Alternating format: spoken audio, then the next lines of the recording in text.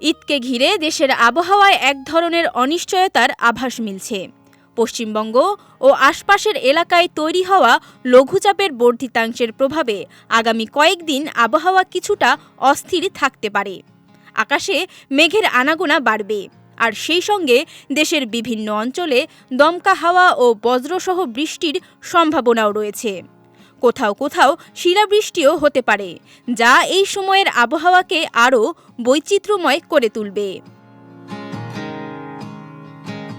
আবহাওয়া অধিদপ্তরের পূর্বাভাস অনুযায়ী আজ থেকেই এই পরিবর্তনের প্রভাব অনুভূত হতে পারে।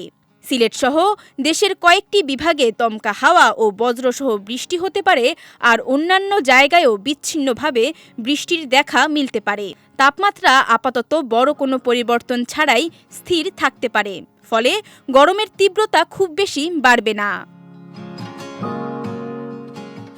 আগামী দিনগুলোতে এই প্রবণতা আরও বিস্তৃত হতে পারে। বৃহস্পতিবার থেকে শনিবার পর্যন্ত দেশের বেশিরভাগ অঞ্চলেই দমকা হাওয়া, বজ্রপাত এবং বৃষ্টির সম্ভাবনা থাকবে। বিশেষ করে শুক্রবার ও শনিবার বৃষ্টির পরিমাণ কিছুটা বাড়তে পারে এবং তাপমাত্রা সামান্য কমে গিয়ে আবহাওয়ায় কিছুটা স্বস্তি আসতে পারে। তবে ঝড়ো হাওয়া ও শিলাবৃষ্টির ঝুঁকিও থেকে যাচ্ছে।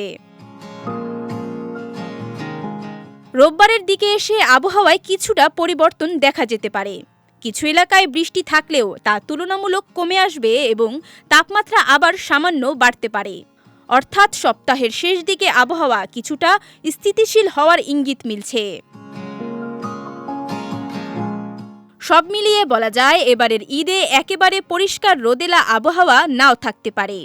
মাঝে মধ্যে বৃষ্টি, দমকা হাওয়া আর বজ্রপাতের মধ্যেই উৎসব উদযাপন করতে হতে পারে। তাই বাইরে বের হওয়ার সময় ছাতা বা প্রয়োজনীয় প্রস্তুতি সঙ্গে রাখাই হবে সবচেয়ে ভালো সিদ্ধান্ত। বিজয় টিভি নিউজ ডেস্ক।